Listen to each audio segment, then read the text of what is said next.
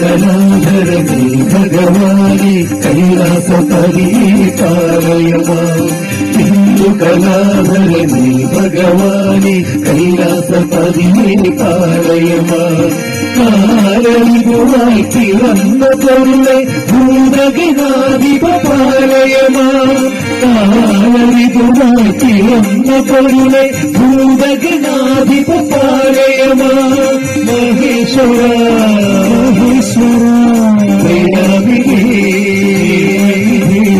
മഹേശ്വര ദയാനിധി പാർവതി വല്ലഭ കൈതൊഴ പാർവതി വല്ലഭ കൈതൊഴ കൈലാസനാഥൻ കൈലാസനാഥൻ കൈലാസനാഥൻ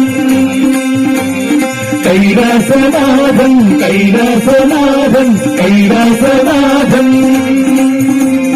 നമ ശിവായ നമ ശിവായ നമ ശിവായ നമ ശിവായ ഓം നമ ശിവായ. ആ പർവ്വതം കണ്ടോ? മേഘപാളികളെ കീറിമുറിച്ച് ആകാശത്തിലേക്ക് ഉയർന്നു പോകുന്ന ഒരു പർവ്വത ശൃംഗം. നക്ഷത്രങ്ങളെയൊക്കെ ചുംബിച്ചു നിൽക്കുന്ന കൊടുമുടികൾ, മണിമുത്തുകൾ പോലെ പൊഴിഞ്ഞു വീഴുന്ന മഞ്ഞുകണങ്ങൾ. ഇതാണ് കൈലാസം, ലോകനാഥനായ ശ്രീ മഹാദേവന്റെ ശ്രീലകം. അതുകൊണ്ടോ കൈലാസത്തിന്റെ പടിവാതിലിൽ ദേവന്മാരും സപ്തക്ഷികളും ഒക്കെ കൂടി നിൽക്കുകയാണ്. ശരിയാ, ബ്രഹ്മദേവൻ, മഹാവിഷ്ണു തുടങ്ങിയ സകല ദേവന്മാരും ഇവിടെ എത്തിയിട്ടുണ്ട്. എന്താണ് എല്ലാവരും കൂടി കൈലാസത്തിൽ? ഭഗവാൻ പരമശിവനോട് എന്തോ സങ്കടം നിർത്തിക്കാൻ വേണ്ടിയിട്ടാണ് എല്ലാ ദേവന്മാരും ഇങ്ങനെ ഒരുമിച്ച് വന്നിരിക്കുന്നത്. അത് കൊള്ളാം. ദേവന്മാർക്കും സങ്കടമോ? സങ്കടമൊക്കെ നമ്മൾ പാവം മനുഷ്യർക്കല്ലേ? ശരിയാണ്. പക്ഷെ വിധിയെ മാറ്റാൻ ദേവന്മാർക്കും കഴിഞ്ഞെന്ന് വരില്ല. ദേവന്മാർക്കും ക്ലേശകാലവും നല്ല കാലവും ഒക്കെ ഉണ്ടായിട്ടുണ്ട്. അങ്ങനെയാണ്. ഇവിടെ ഇപ്പോ നമ്മുടെ ദേവന്മാർ ആകെ കഷ്ടകാലത്തിൽപ്പെട്ടിരിക്കുക. അതെന്താ കാര്യം? അസുരന്മാരുടെ നിരന്തരമായ പീഡനം ദേവന്മാരെ അസ്വസ്ഥരാക്കിയിരിക്കുന്നു. അസുരന്മാരുമായിട്ട് ഒരു യുദ്ധം ചെയ്യാൻ ദേവതകൾക്ക് തയ്യാറാകേണ്ടിയിരിക്കുന്നു. അതിന് ഭഗവാൻ പരമശിവന്റെ സഹായം ആവശ്യമാണ്. അത് അഭ്യർത്ഥിക്കാൻ വേണ്ടിയാണ് എല്ലാവരും ഒരുമിച്ച് കൈലാസത്തിൽ വന്നു നിൽക്കുന്നത്. പക്ഷെ ദേ കണ്ടോ, ഭഗവാൻ പരമശിവൻ ധ്യാനത്തിലാണ്. ദേവന്മാർ എല്ലാവരും ധ്യാനത്തിലിരിക്കുന്ന മഹാദേവന്റെ മുമ്പിലെത്തി ഭക്തിപൂർവം ഭഗവാനെ കൈകൂപ്പി പ്രാർത്ഥിച്ചു തുടങ്ങി. മഹേശ്വര സങ്കടം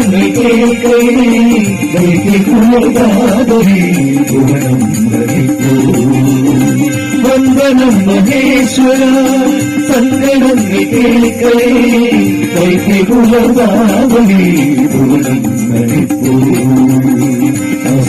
അസുരനിഗ്രഹിക്കാൻ അനുഗ്രഹം നൽകിയേ അമരാധിപാദരേശ തിരുമുമ്പിൽ അസുരനിഗ്രഹിക്കാൻ അനുഗ്രഹം നൽകിയേ അമരാധിപാദരേശ തിരുമുമ്പിൽ മംഗളമേഘേ ശക്തി സ്വരൂപനേ കാരുണ്യവാരിതേ കൃപചരിതേ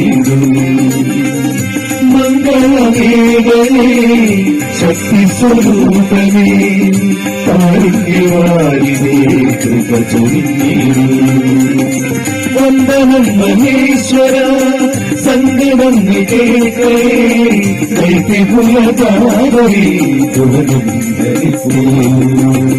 പക്ഷേ ദേവന്മാർ എത്രയൊക്കെ പ്രാർത്ഥിച്ചിട്ടും ഭഗവാൻ പരമശിവൻ ധ്യാനത്തിൽ നിന്ന് ഉണരുന്നില്ല. അല്ല സനെ, എനിക്കൊരു സംശയം. എന്താണ്? ഈ മഹാവിഷ്ണുവും മറ്റു ദേവന്മാരും ഒക്കെ ഉണ്ടല്ലോ, അതെ, അവർക്കങ്ങ് പോയി യുദ്ധം ചെയ്താൽ പോരെ? എന്തിനാണ് കൈലാസത്തിൽ വന്ന് മഹാദേവനോട് എത്തുന്നത്? അവിടെയാണ് പ്രശ്നം. എന്താ? എല്ലാവരും ഒരുപോലെ പൂജിക്കുന്ന ഏകദേവനാണ് മഹാദേവൻ.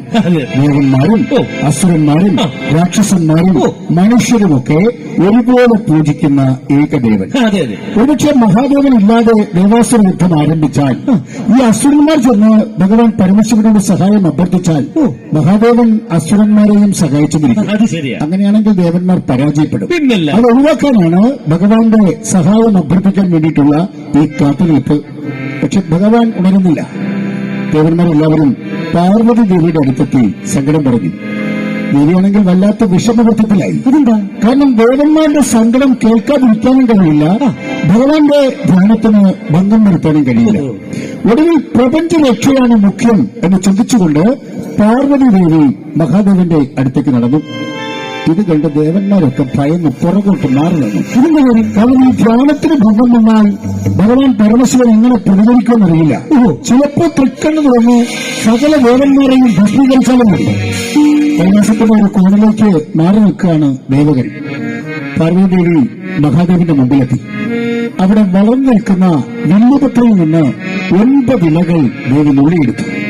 അതൊന്നൊന്നായി ഭഗവാന്റെ പാദങ്ങളിലേക്ക് അർപ്പിച്ചിട്ട് ദേവിയുമിത ഭക്തിയോടെ ഭഗവാനെ പ്രാർത്ഥിച്ചു തുടങ്ങി.